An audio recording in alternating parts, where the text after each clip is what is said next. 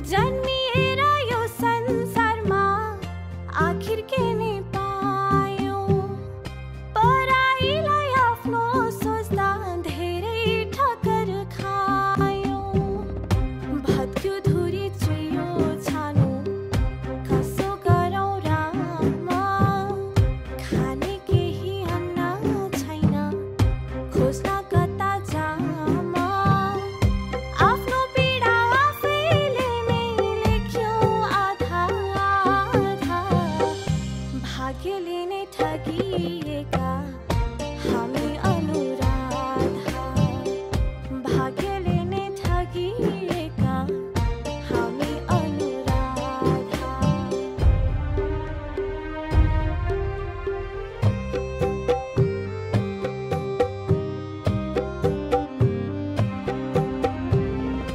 उस्तै उस्तै मुहार हाम्रो एउटै छ व्यवहार चुनौतीलाई पार लाउन हिँड्छौँ लगातार पल पल हर पल एकअर्काका लागि बरपिपल झै साथ भए नि किन भागी एक बिना अर्की यहाँ सधैँ आधा आधा भाग्यले नै ठगिएका हामी अनुराधा भाग्यले नै ठगिएका हामी अनुराधा अनुराधा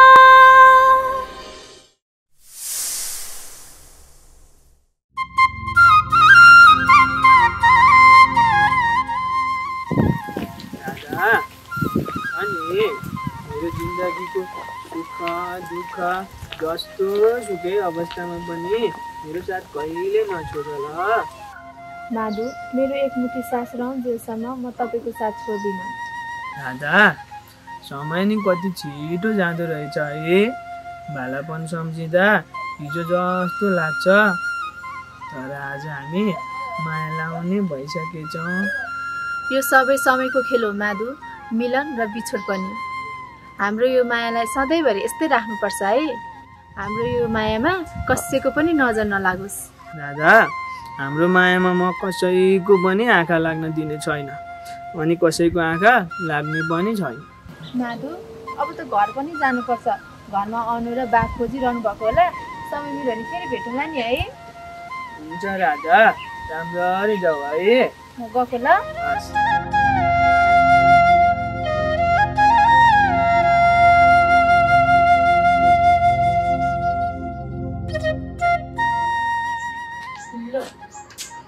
ताजा पो ल चाबी कहाँ राख्यो होला त्यसले यत्रो विधि काम छ कहिले गर्ने होला यो कहाँ जान्छ आज भोलि गाली नगरौँ भने नि गर्नुपर्ने बाध्यता बनाउँछ होइन त कहाँ जान्छ चाहिँ आज भोलि घर एकछिन बास हुँदैन हो गाउँमा एकछिन काम थियो त्यही भयो। होइन तेरो गाउँतिर चाहिँ के काम छ दिनदिनै जान्छस् अनि आज त अनुहार पनि उज्यालो देख्छु के हो कुरो केही पनि होइन फुपू म तपाईँलाई पछि भन्छु है।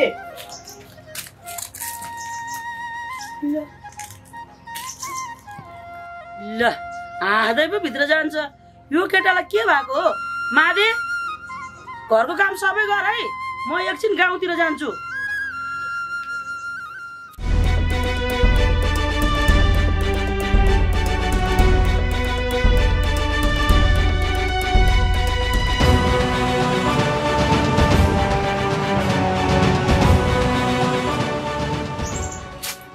गाई साहब टोलाएर पो बस्नु भएको छ त के भयो? होइन तँलाई चाहिँ कानको जाली फट्ने गरेर चिचाउनु पर्छ। मान्छे कुन सोचमा बसेर हुन्छ के हुन्छ? होइन काजी साहब यसरी टोलाएर बस्ने मान्छे त होइन के भयो? के हुनु नि त्यो बिरीको जग्गामा हस्पिटल बनाउन बजेट छुट्याएको छ। पहिला त्यो जग्गा त मेरो नाममा ल्याउनु पर्यो नि। त्यही भएर कसरी आफ्नो नाममा ल्याउने भनेर सोचेर बसिरहेको छु। अब मैले तपाईँले भने अनुसार बिरेले मनाउन खोजे त हो नि के गर्ने? अब बिरेले मान्दैन। जसरी भए पनि त्यो बिरेलाई मनाउनु पर्छ। अनि त्यो जग्गा मेरो नाममा ल्याएर म मालामाल हुनु परेन? अब त्यसले भनेको माने भने तपाईँ त मालामाल हो, मैले भनेको मानेन। तपाईँले भनेको मान्छ कि? मान्छ। त्यसले नमाने कसरी मनाउनु पर्छ मलाई पनि थाहा छ। ल हिँड्छौँ। ल हुन्छ काई साहब, ल।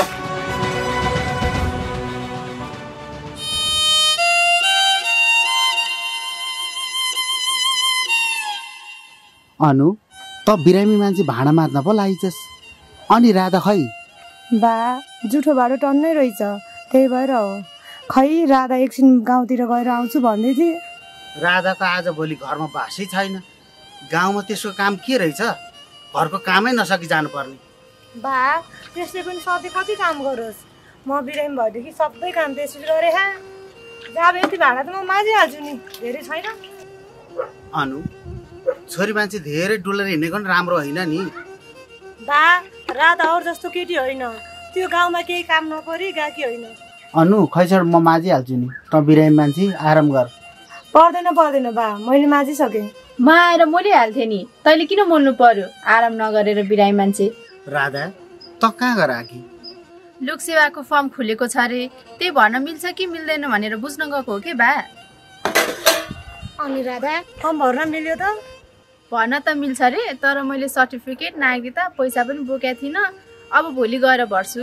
ए, फर्म भर्न नि पैसा पो लाग्ने रहेछ? कति पैसा लाग्ने हो? अहिले हामीसँग घरमा 1 रुपियाँ पैसा छैन।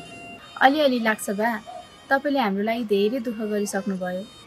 खै तपाईँलाई अहिलेसम्म सुख दिन सकेका छैनौँ, सायद हामी छोरी भएकै कारणले होला है बा। तिमीहरू दुइटै मेरो साथमा छौ, म यसमै खुसी छु। मलाई कुनै महल र खुसी चाहिँदैन। बा तपाईँ जस्तो बुझ्ने बा पाउनु हाम्रो भाग्यको कुरा हो। अर्को जन्ममा पनि तपाईँ हाम्रो बा हुनु है। म अर्को जन्ममा तपाईँको छोरा भएर जन्मनेछु। म परदेश गएर दुःखै गरेर भए पनि मेरो बालाई सुख दिनेछु। ल हेर, लाठीहरू त रुन पो थाले। यो जन्ममा त के 100 जन्मसम्म तिमीहरूकै बा हुन पाऊ। बा भाग्यले नै ठगिएका हामी अनुराधा। आफू त रोए मलाई सम्मान रोए। मेरो एकछिन बाहिर काम छ, म एकछिन पुगेर आउँछु है। तिमीहरू घरमा बसिँदै गर। एउटै छ व्यवहार, चुनौतीलाई पार लाउन। अनि राधा त लोकसेवाको फर्म भर्न गएकी त होइन नि? मलाई नडाडी भन् त, कहाँ गएर थिइस्? माधुले बोलाउनु भएको थियो, त्यही भएर माधुलाई भेटेर आएँ कि। अनि के भने त माधुले? पछि भन्छु।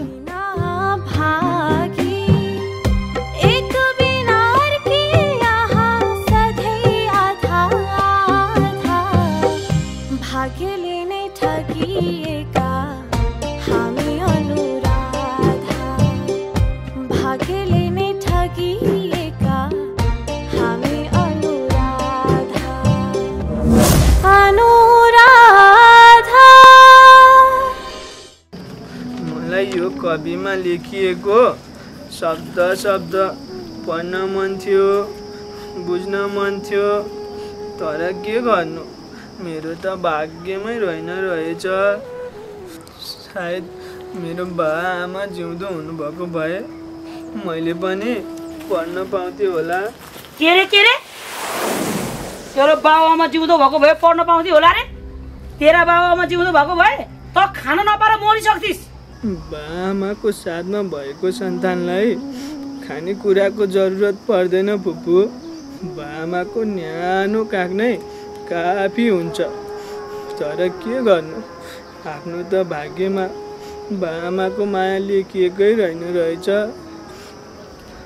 ए अहिले तँलाई खुब बाबुआमाको याद आयो होइन?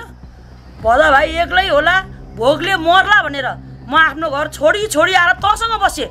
तर हो रहेछ, अरूको लाख भन्दा पनि सन्तानलाई बाआमाको काख प्यारो हुँदो रहेछ। फुपू, मैले हजुरको मन दुखाउन खोजेको होइन। हजुर त मेरो लागि सब थोक हो। खै कतिखेर बाआमाको याद आउँछ र अनि यो आँखाबाट आँसु झर्छ, मलाई नै थाहा हुँदैन। माधे म यो घरमा नबसेर त खुसी हुन्छस् भने म आजै मेरो घर फर्किन्छु बाबु। फुपू तपाईँ बिना यो घर होइन मसान घाट हुन्छ। तपाईँ यो घर छोडेर जाने कुरा नगर्नु न है। बरु भन्नुहोस् त मैले के काम गर्नु पर्यो? झाँची फुपू खेतमा पानी लाउनु छ, म पानी लाएर आइहाल्छु है।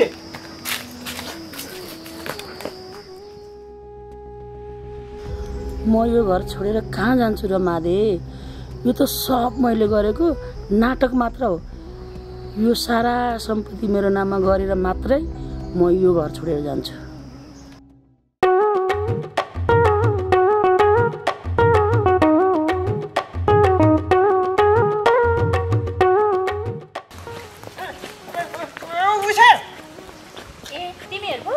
तिमीले राजालाई कतै देखेकी छौ?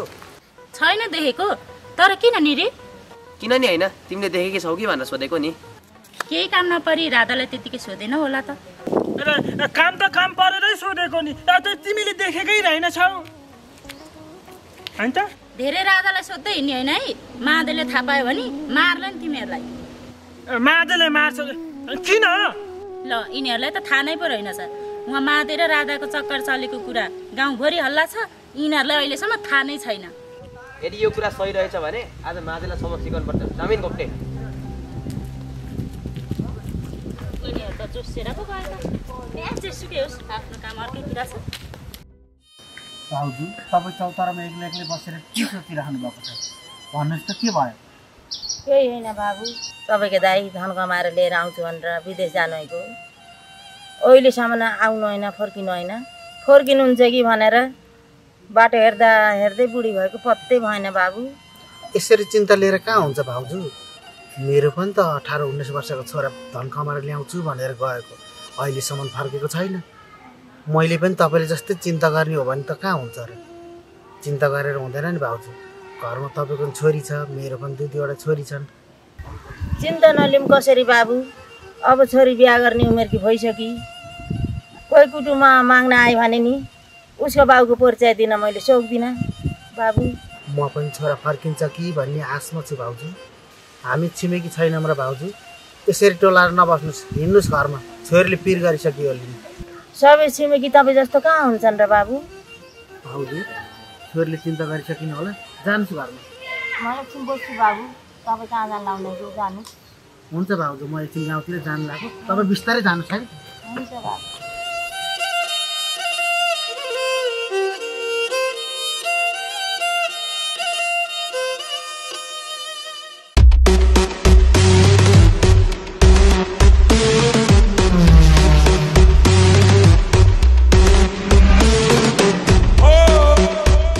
बिरे ए बिरे, होइन घरमा कोही छैन कि के हो?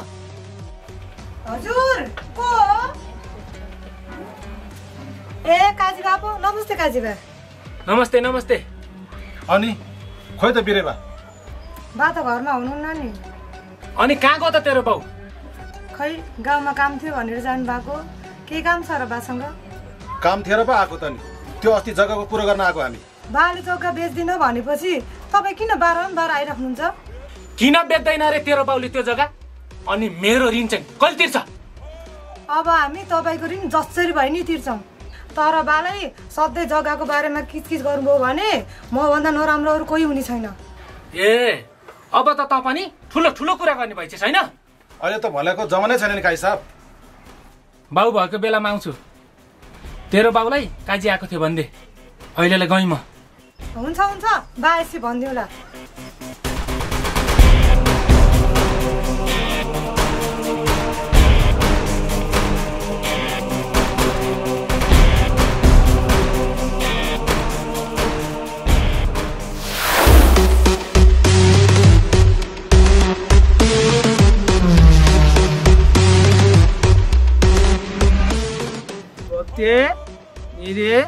तिमीहरू किन बिच बाटोमा छिङ्रिङ्ग उभिएर बसेको? माधे मलाई तसँग कुरा गर्नु छ, त्यसैले। माधे अनि तैँले यसको राधा उडाउन खोजिस् नि त? अनि मसँग कुरा गर्न यो बाटोमा किन छिङ्रिङ्ग उभिएर बसेको त? घरमै आएको भए नि हुन्थ्यो। अनि मलाई बोलाएको भए म आफै पनि आइहाल्थेँ नि। तँसँग एकान्तमै कुरा गर्नु थियो, त्यही भएर। के कुरा हो नि रे, भनिहाल्न त। त खुब राजाको नजिक नजिक हुँदैछस् रे। मलाई यो कुरा फिटिकै मन परेन, किनकि राजा मात्र मेरी हो। म राजालाई माया गर्छु, मन पराउँछु। अब आइन्दादेखि त राजाको नजिक भएको तसपस गरेको थाहा पायो भने तेरो लागि राम्रो हुनेवाला छैन, बुझिस्? राधालाई यसले पनि मन पराउँछ नि त, त्यही भएर अनि मन नपरेको यसलाई यो कुरा।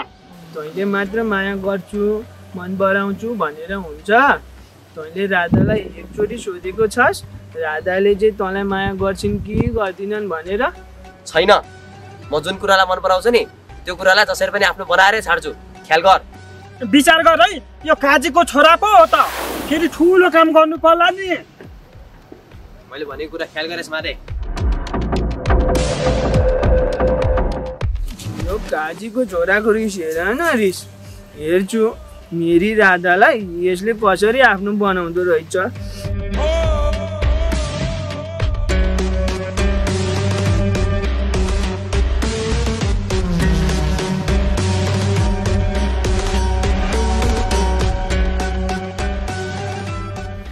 काजीको सन्तानले पनि कति दुःख दिइरहन्। बाले जग्गा बेच्दिन भनेर भनिसक्नुभयो त, कति दिनका दिन घरमा आउने किचकिच गर्ने, कस्तो रिस उठ्छ भने मलाई। अनु, म त माथि कोठा सफा गर्दै थिएँ, कता कता काजी बोले जस्तो सुने। काजी आँखा हुन् र? ए आँखा थिए। के भन्न आँखा रे नि? त्यही त, बाले जग्गा बेच्दिन भनेर भनिसक्यो त, दिनका दिन आएका छन्, किचकिच गरेका छन्। बाली जग्गा बेच्दिन भनिसकेका छन् त, त्यही काजीका सन्तान दिनदिनै आएर कति किचिज गरेका होला नि।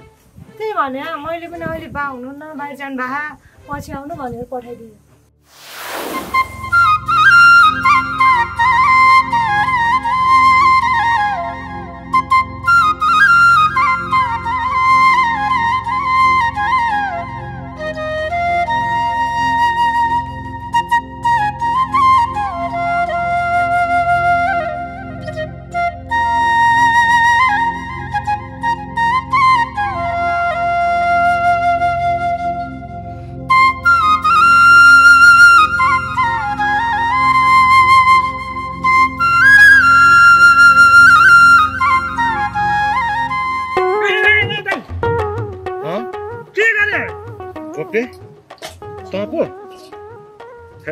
म त कता कता हराइछु भने तेरिका मलाई केटी देख्नुभयो क्या?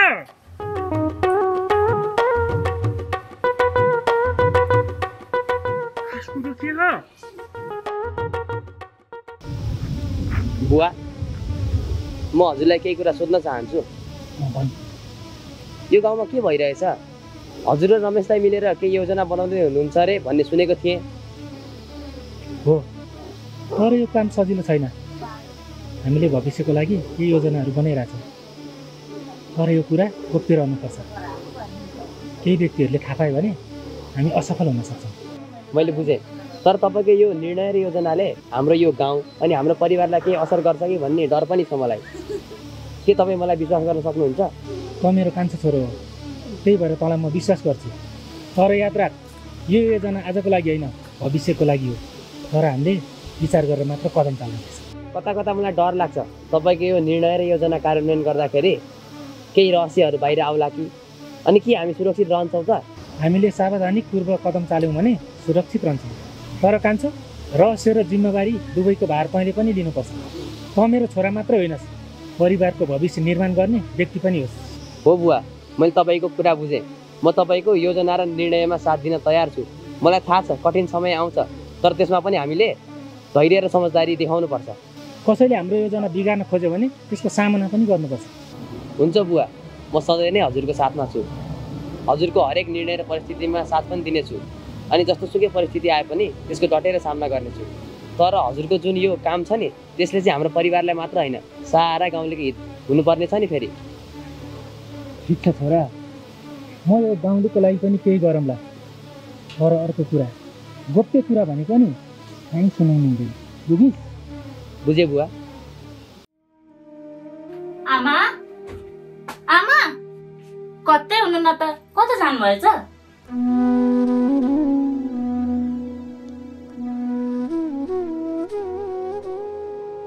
उषा, के भयो किन हात्तिँदै हिँडेछस् त? हेर्नु न दिदी, आमा घरमा कतै हुनुहुन्न, त्यही भएर आमालाई खोज्न हिँडेको। ए तेरो आमालाई त माथि चौतारामा बोलाएर बसेको देखेको थिएँ, मैले पनि बोलाइनँ। चौतारामा दिदी? ल म त्यसो भए चौतारामा आमा भएको ठाउँमा छिटो गइहाल्छु। ल ल ल ल जा।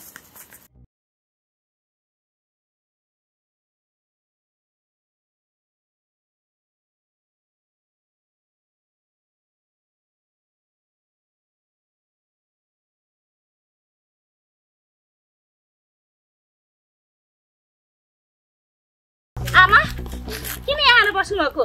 मैले तपाईँलाई कहाँ कहाँ पो खोजिनँ।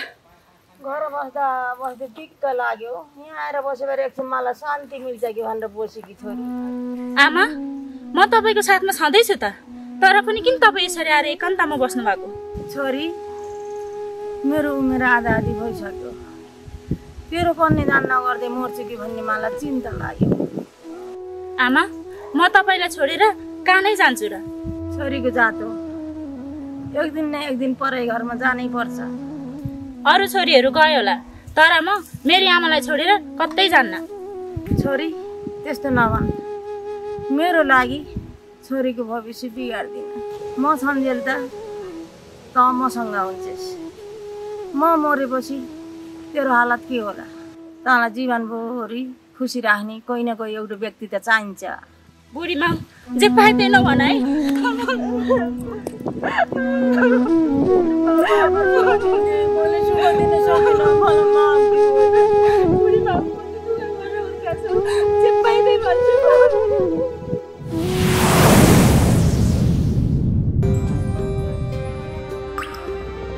जन्मिएर यो संसारमा आखिर के नै पायो, पराईलाई आफ्नो सोच्दा धेरै ठक्कर खायो। भत्क्यो धुरी चुयो छानो कसो गरौँ रामा, खाने केही अन्न छैन खोज्न कता जामा। आफ्नो पीडा आफैले नै लेख्यो आधा आधा, भाग्यले नै ठगिएका हामी अनुराधा, भाग्यले नै ठगिएका हामी अनुराधा।